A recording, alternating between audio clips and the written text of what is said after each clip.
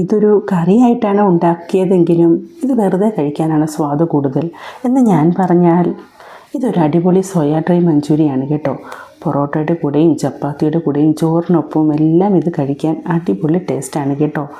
പിന്നെ മഞ്ചൂരിക്ക് ഒരു ഗുമ്മിന് കോമ്പിനേഷനായി ഞാൻ പൊറോട്ട എടുത്തു എന്നേ ഉള്ളൂ കേട്ടോ. ശരിക്കും വെറുതെ കോരി തിന്നാൻ അടിപൊളി ടേസ്റ്റാണ്. നല്ല കളർഫുള്ളാണ്, അതുപോലെ തന്നെ നല്ല രുചിയുമാണ് കേട്ടോ. കുട്ടികൾക്ക് എല്ലാവർക്കും വളരെയധികം ഇഷ്ടപ്പെടും. അടിപൊളി സോയ മഞ്ചൂരി. നല്ല പോലെ തിളപ്പിച്ച് കഴുകി വാരിയെടുത്ത 1/2 കിലോ വരുന്ന സോയയാണ് നമ്മുടെ താരം. സോയ തിളപ്പിക്കാൻ ഞാൻ ഇത്തിരി ചൂടുവെള്ളമാണ് കേട്ടോ ഉപയോഗിച്ചത്. തിളപ്പിച്ച വെള്ളം നേരെ സോയയിലേക്ക് ഒഴിച്ച് ഒരു ശകലം ലേശം ഉപ്പും കൂടെ ചേർത്ത് നന്നായി തിളയ്ക്കാനായിട്ട് അടുപ്പിലോട്ട് വെച്ചു. സോയ നന്നായി തിളപ്പിച്ച് കഴുകി വാരി വെള്ളം തോർത്ത് എടുക്കണം നമുക്ക്. ഒരുപാട് വെള്ളമായാൽ നമ്മളിത് ജസ്റ്റ് ഫ്രൈ ചെയ്തെടുക്കുമ്പോഴത്തേനും വെള്ളമയം ഒരുപാടായാൽ ഫ്രൈ ചെയ്യുമ്പോൾ എണ്ണയ്ക്കിൽ നിന്ന് പൊടപൊടോന്ന് ശബ്ദം കേൾക്കും. ഡ്രൈ ആയി വരാനും ഇത്തിരി പാടാണ്. അപ്പം നമ്മുടെ സോയ നന്നായി തിളച്ച് വന്നിട്ടുണ്ട്. നമുക്കിത് ഫ്ലെയിം ഓഫ് ചെയ്ത് ഒന്ന് തണുക്കാൻ വയ്ക്കാം. തണുത്തതിന് ശേഷം നന്നായി കഴുകി വാരി എടുക്കാം.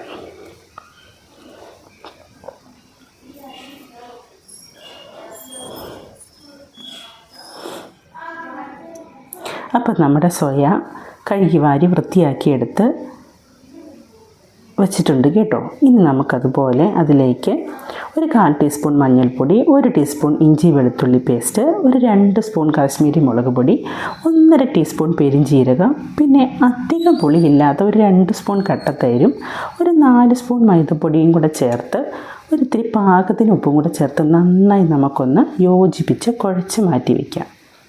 ഈ മസാലകളെല്ലാം സോയയിൽ നല്ല പോലെ പിടിക്കത്തക്ക വണ്ണം നന്നായിട്ട് യോജിപ്പിച്ചെടുക്കണം കേട്ടോ. ഒരു 10 മിനിറ്റ് റെസ്റ്റ് ചെയ്യാൻ വെച്ചതിന് ശേഷം നമുക്കിതൊന്ന് എണ്ണയിലേക്ക് വറുത്ത് കോരിയെടുക്കണം. അപ്പം നമ്മുടെ സോയയിൽ മസാലയൊക്കെ തേച്ച് ആക്കിയിട്ടുണ്ട്. ഇനി നമുക്കൊരു 10 മിനിറ്റ് റെസ്റ്റ് ചെയ്യാനായിട്ട് എടുക്കാം. ഇനി നമുക്ക് ഒരു പാത്രം അടുപ്പത്ത് വെച്ച് അതിലേക്ക് എണ്ണ ഒഴിക്കാം. ഇനി ചൂടായ എണ്ണയിൽ സോയ കുറേശ്ശെ ഇട്ട് വറുത്ത് കോരിയെടുക്കാം. ഒരുപാട് സോയ എണ്ണയിലേക്ക് ഇട്ട് കഴിഞ്ഞാൽ പെട്ടെന്ന് ജസ്റ്റ് ഫ്രൈ ആയിട്ട് വരാൻ ഇത്തിരി താമസം പിടിക്കും. കുറേശ്ശെ ആണെങ്കിൽ പെട്ടെന്ന് ഫ്രൈ ആയിട്ട് വരും.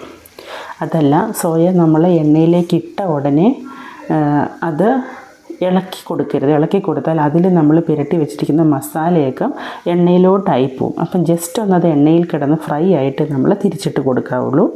അപ്പം നമ്മുടെ അതിവിട്ട സോയ ഫ്രൈ ആയി വന്നിട്ടുണ്ട്. ഇതുപോലെ നമ്മൾ മസാല തേച്ച് വെച്ചിരിക്കുന്ന സോയ എല്ലാം ഇവിടെ ഫ്രൈ ആക്കി എടുത്തിട്ടുണ്ട്. ജസ്റ്റ് ഒന്ന് പ്രസ് ചെയ്ത് നോക്കുമ്പോൾ തന്നെ ഒരുപാട് ഡ്രൈ ആയി ആകണ്ട.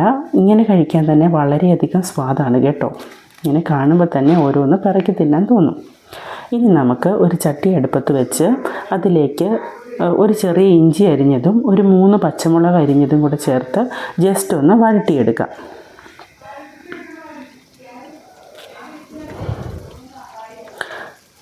എന്നിട്ട് ഇതിലേക്ക് 2 സബോള വലുതായി അരിഞ്ഞത് വേണം കേട്ടോ. 2 സബോള വലുതായി അരിഞ്ഞതും 1.5 ക്യാപ്സിക്കോ അരിഞ്ഞതും പിന്നെ 2 തക്കാളി ചെറുതായി അരിഞ്ഞതും കൂടെ ചേർത്ത് ഇത്തിരി ഉപ്പൂടെ ചേർത്ത് നമുക്കിതൊന്ന് നന്നായി വഴട്ടിയെടുക്കാം.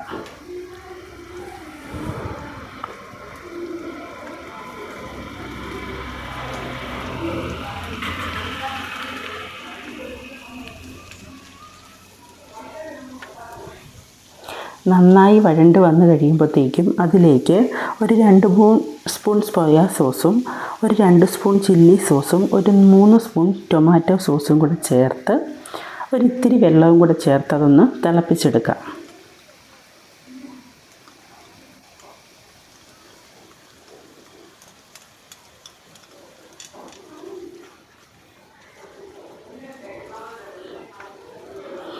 ഇതൊന്ന് നന്നായിട്ട് തിളച്ച് വന്ന് കഴിയുമ്പോഴത്തേക്കിനും അതിലേക്ക് നമ്മൾ വറുത്ത് കോരി വെച്ച സോയ ഇട്ട് നന്നായിട്ടൊന്ന് ഇളക്കി കൊടുക്കണം.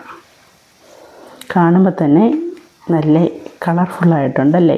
ഇത് കറിയായിട്ട് കഴിക്കുന്നതിനേക്കാൾ അപ്പുറം ഇത് വെറുതെ സ്പൂണിൽ ഇങ്ങനെ കോരി തിന്നാൻ അടിപൊളി ടേസ്റ്റാണ് കേട്ടോ. ഇനി ഇത് നന്നായിട്ട് ആ വെള്ളം ഒന്ന് പറ്റി ഒന്ന് കുറുകി ഒരു പെരളൻ രൂപത്തിൽ വരുമ്പോഴത്തേനും നമുക്ക് ഫ്ലെയിം ഓഫ് ചെയ്യാം കേട്ടോ. എന്നിട്ട് വാങ്ങി അതിലേക്ക് ഒരല്പം മല്ലിയിലയും കൂടെ ചേർത്താൽ നമ്മുടെ സോയ മഞ്ചൂരി ഇവിടെ റെഡിയായി.